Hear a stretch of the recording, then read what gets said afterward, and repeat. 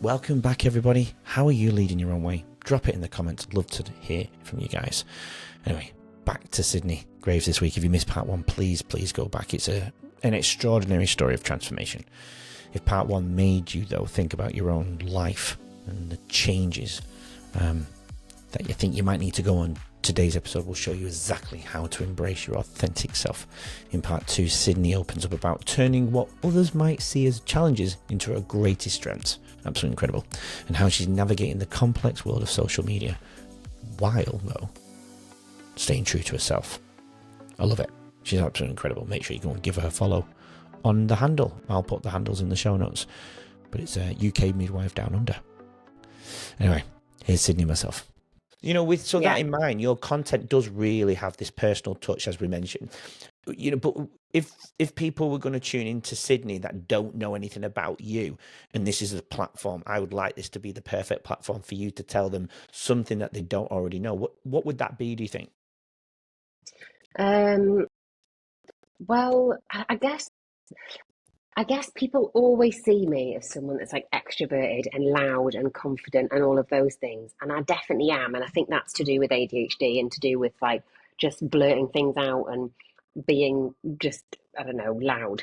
But I do, if I'm in an environment, say I'm filming content, when I'm at home or with my friends, I can just talk about crap on my phone and it's fine. But if you put me in a scenario where I'm in a restaurant, or if I went to go and get a mulberry bag, right? And I had to do content in there. And it's so alien to me and I feel so awkward.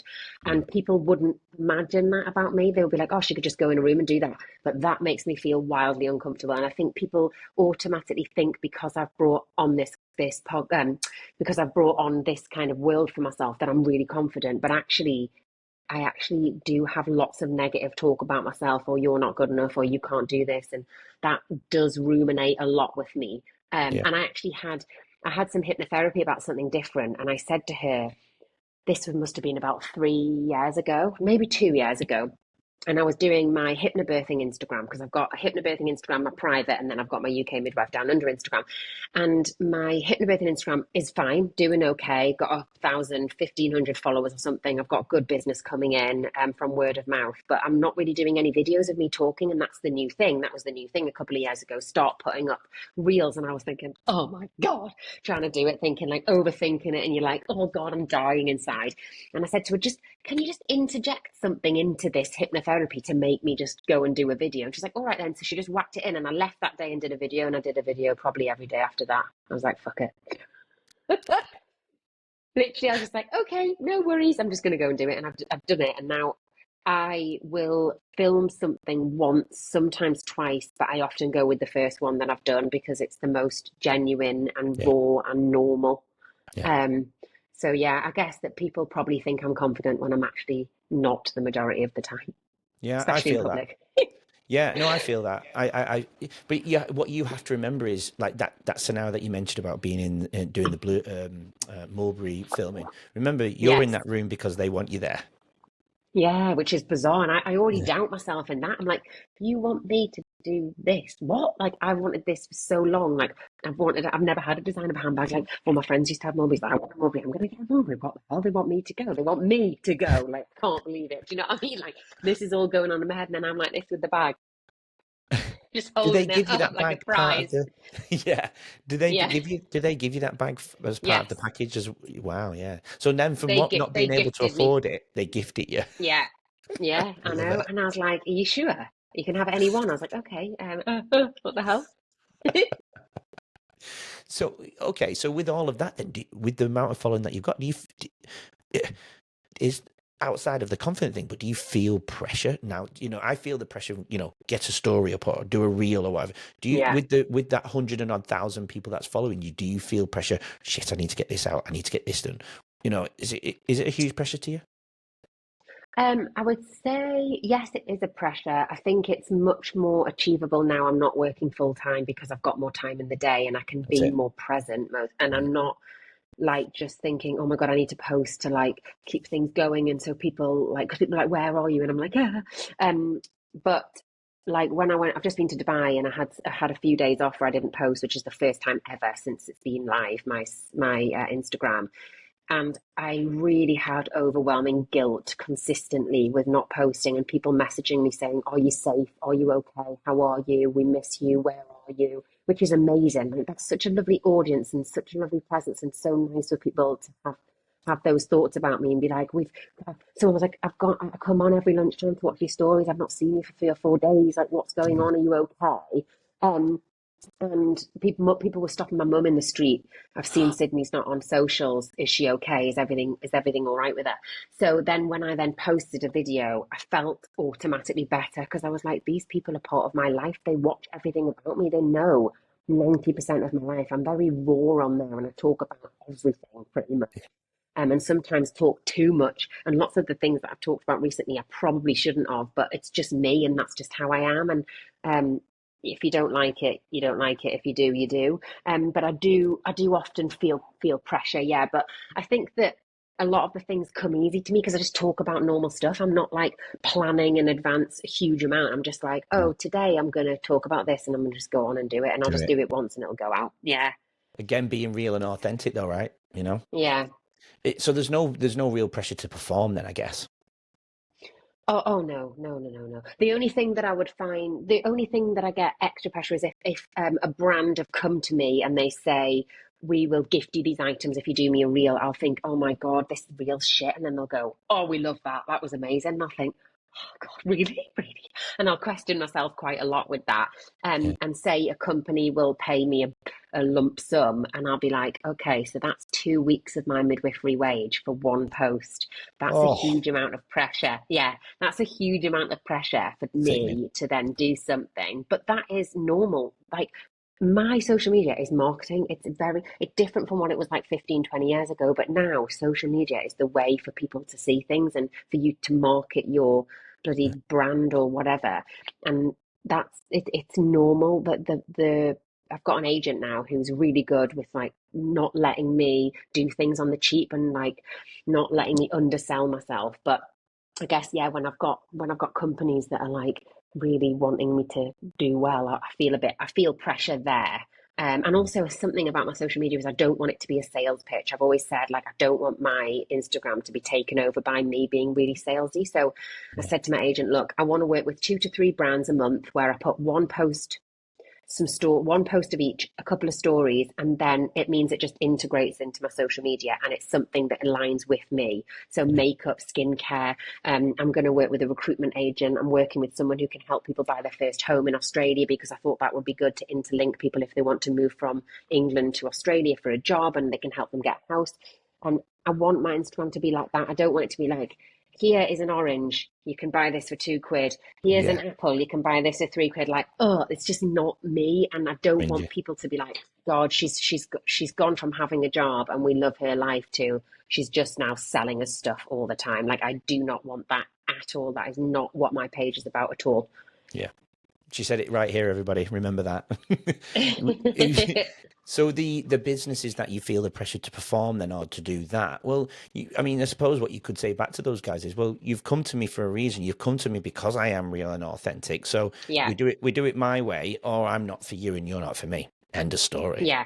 Simple. And You that's know. another thing about listening to my instincts that I'm trying Yeah. to do more now of is that if you don't align with me and what you want deliverables wise, like what you want me to put on my socials is just too much for Yeah. what you're offering me. It just doesn't if it doesn't feel right, I'll say, look, this isn't right for me. It's not going to work. Like I'm happy to be like no, because I think that saying no will allow the stuff in that's meant to come to you happen Yeah. organically. So yeah, and also as you say, like the people, everyone who I am working or going to work with in the next few months have all approached me.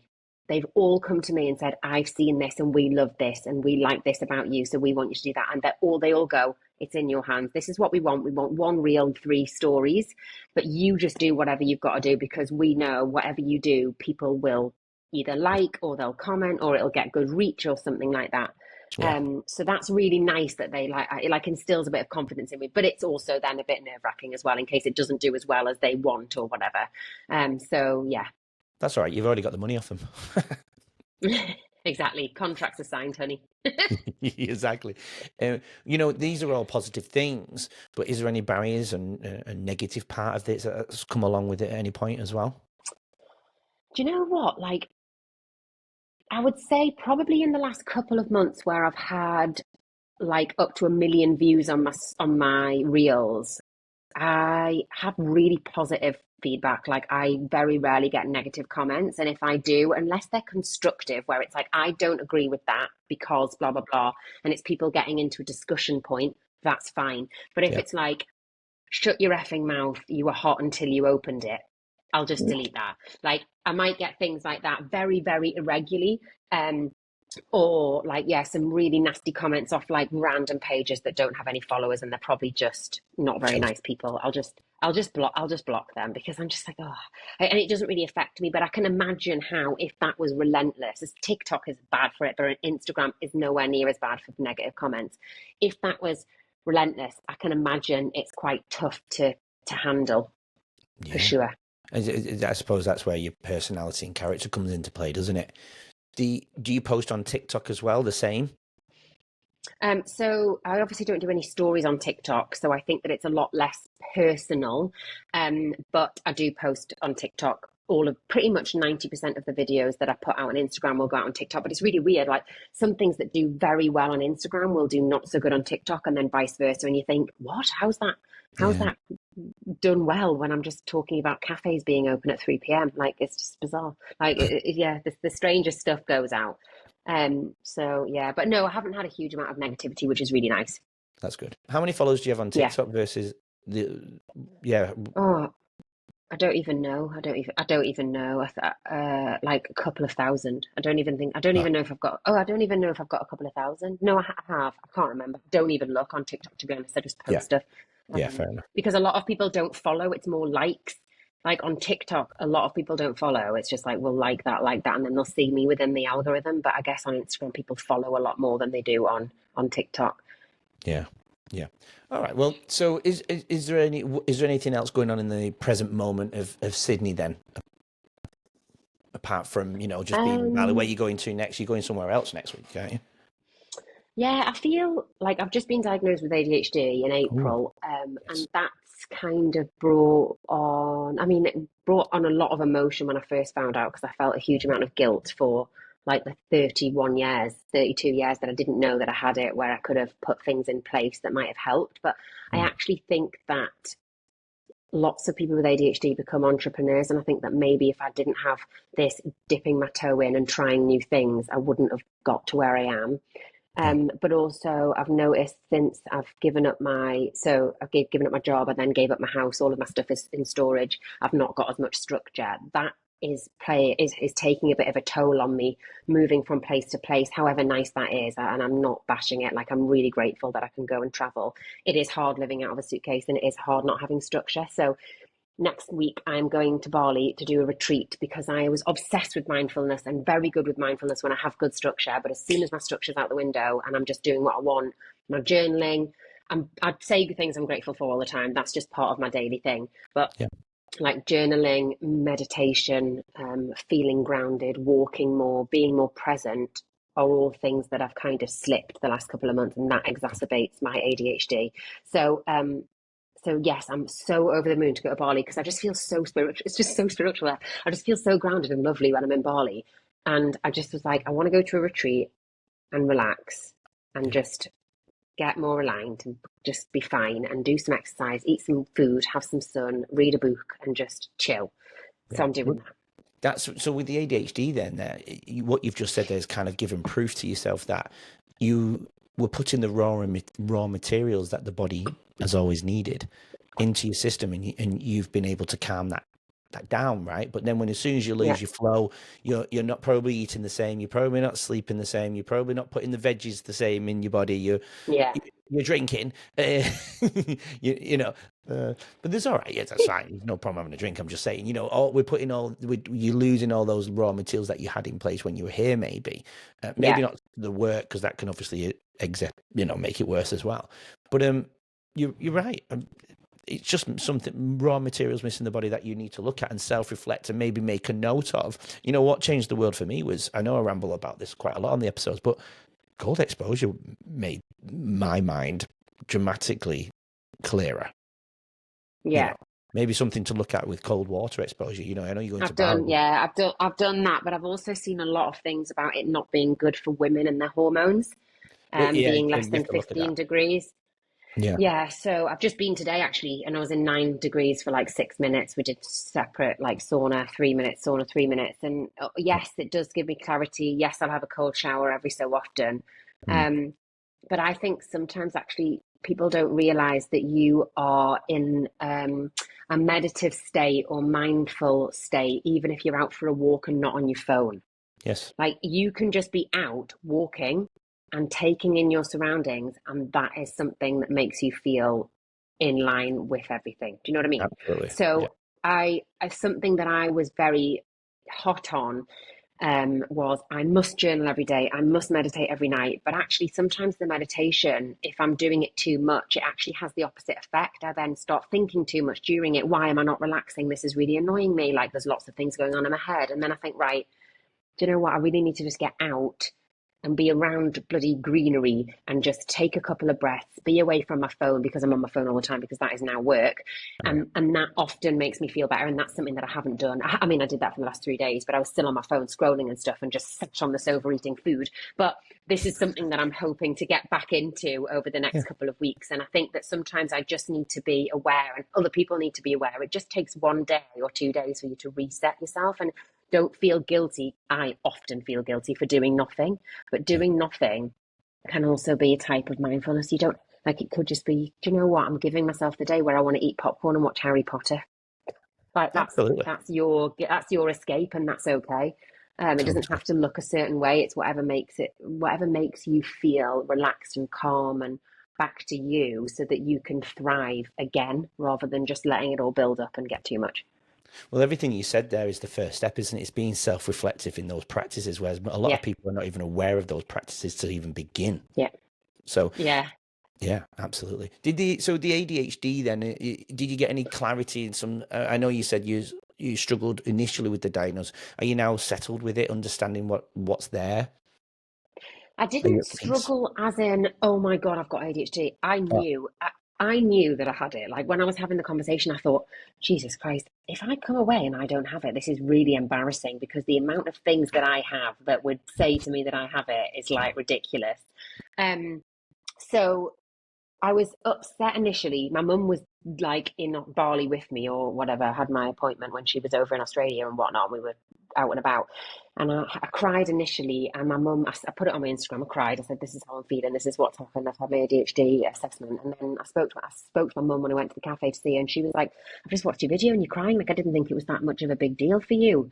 Have I let you down not picking it up? Like, have I Oh, let you down as a mum not picking it up?" And she started to get upset, and I was like, "No, in the fucking 90s, I was like, no one knew anything about that. Like, it just yeah. wasn't a thing." And actually, it's funny because when I had my ADHD assessment, my mum had done a questionnaire and they'd spoken, like, got some answers off my mum. And I didn't know this, but she'd actually got social workers to come out and assess my behavior and her parenting, because she didn't understand why I didn't listen. She didn't understand why I was just all over the place all of the time and full of energy. And she was just like, "There's nothing that I can do that will sell her or make her listen. Like, I can't do anything." And they were like, "You're doing a great job.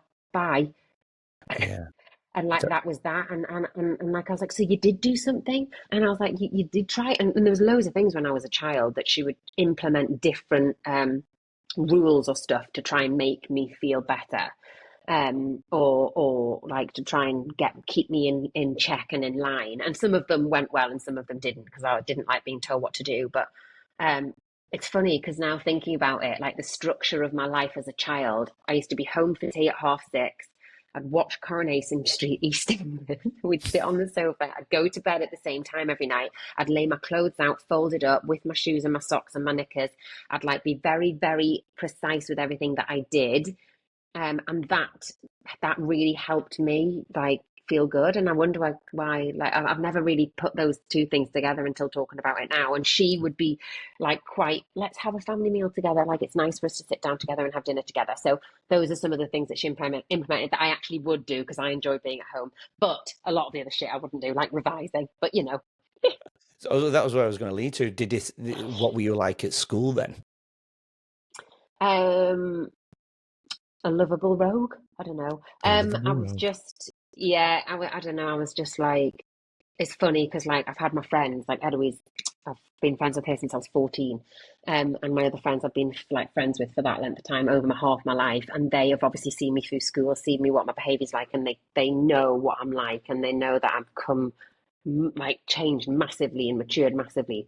But when I was at school, I guess my friends were actually pretty good at behaving and like conforming and being good at school work, being there, being present. And I was swinging on my chairs, tripping the teacher over because my legs were long, like chewing on gum, like accidentally tripping them over because I my was going legs to would be say, so long. I'd be like, no, I'd like have my had a teacher called Mrs. Clarkson. I had her 7 times a week because she taught me French and German, and we did not get on. And I was sent out of her lesson pretty much every day.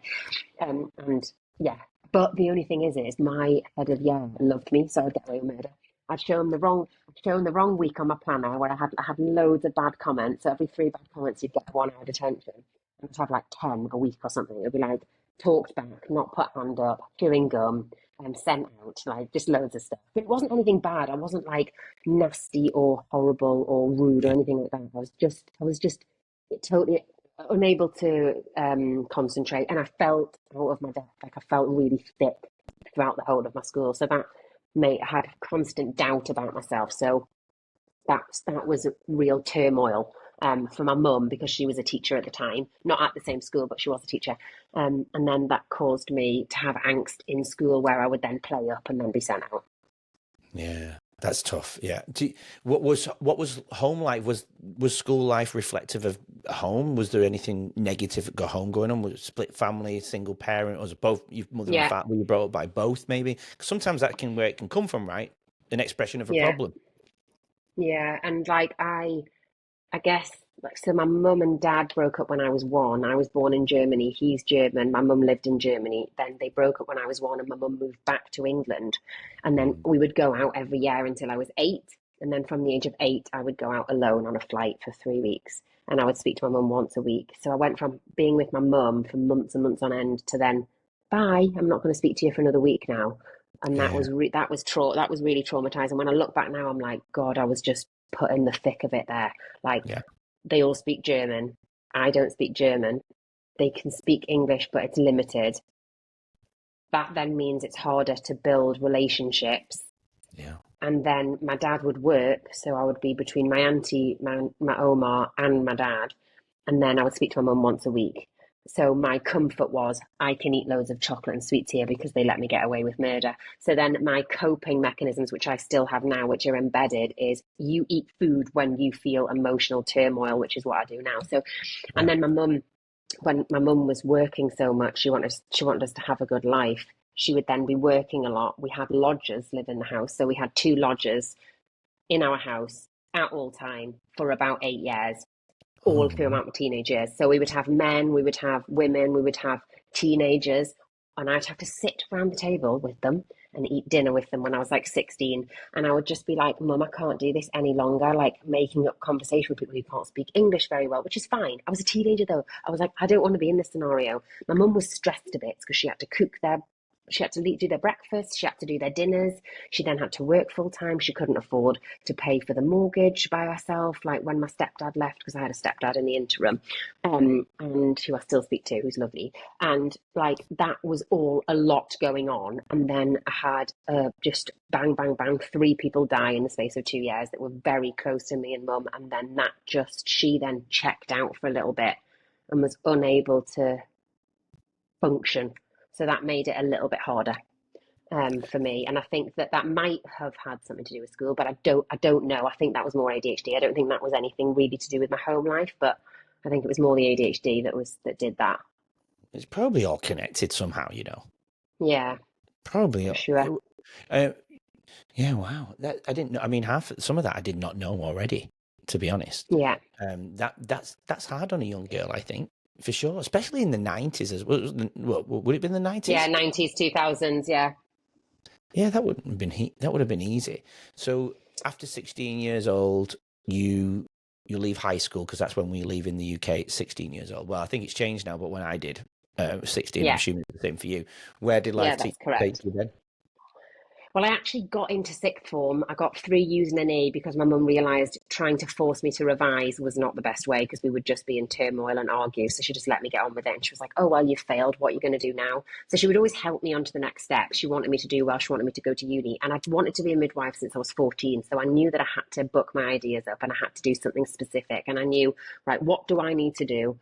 I'll do what I enjoy. So if I know I have to go and reset my biology to get to the next step, I'll go and do that. So if I, even from then, putting small steps in place on how I'm going to get there made my life a lot easier. So I went to college and struggled the first year because I was like 19. So I was going out all of the time because I was then a year behind because I like left and then worked and then gone to college. So I was a year behind. I was like 18. So I was out all of the time, 4 or 5 times a week, and then just like rolling in. And then the second year I did well. I actually did really well because they told me I was going to fail. And then I thought, oh, I can't fail this as well. Like, I know I want to be a midwife. And then when I had it in my head, I need to get this done, I did really well. Then I went to Surprising. uni. Yeah, then I went to uni and struggled the whole 3 years. I would say I was really anemic, which I think affected my mood.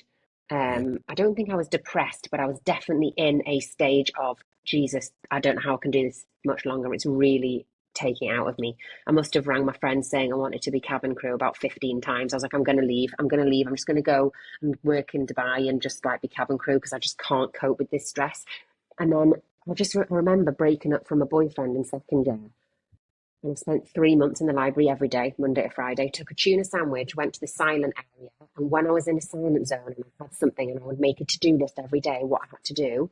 And I was like, right, you will get a reward. My mum used to say to me, set a to-do list and reward yourself with a chocolate bar, a walk, speak to your friend, have your lunch. And when you've got that reward, you'll feel happy and you'll get to the next step. A bit like you saying, write a sentence and then write another sentence. It's just that stepping stone, isn't it? Yeah. Me thinking about writing a book is like Jesus, but if you start it off and do it little, it helps. So my mum always gave me amazing tips like that. She still does now. So that then allowed me, and then I got like just under 80% at uni. So I got a first class honours, and I was like buzzing. I was like, get in. Like I know that I'm in the right job here. Like I just know that I know that I'm doing the right thing. And it took me ages to get my confidence up. I cried most days when I was at work for the first six to 12 months. It's really scary. And then it just kind of clicked from there. There you go. Well, I mean, again, you've proved to yourself, if you put your mind to something and you just put these Yeah. strategies in place and get those, again, raw materials into the body, however that might look for you, it seems to work for you. It seems to, Yeah. you'll be able to manage everything that you've, with it, whether it's your ADHD or whether it's your food mood. It's funny you bring up food because I'm reading a book called The Food Mood Connection, and you brought up food a few times, and it seems like it does affect us. It just affects us as humans, right? I mean, I've stopped sugar. Well, I've got sugar a little bit now, but for a while I got rid of sugar, and it just changed everything for me. I lost weight, Yeah. became clear, blah blah blah. Again, I could talk about that forever, but I won't bore you with that one right now. So you said you guys lost a few people close to you. Was that family, friends who were close to you when you were a little bit younger? The journey continues. Join us tomorrow or the day afterwards for the final part of Sydney's story, where she'll share her profound experiences with grief, her bold move to Australia, and how she's building a future on her own terms. Love it. Don't forget to follow Leading Our Own Way to catch the conclusion of this incredible story. We'll see you for part 3. Join us tomorrow to hear more from today's incredible guests and learn valuable insights to help you lead your own way. Don't forget to subscribe. We'll see you then.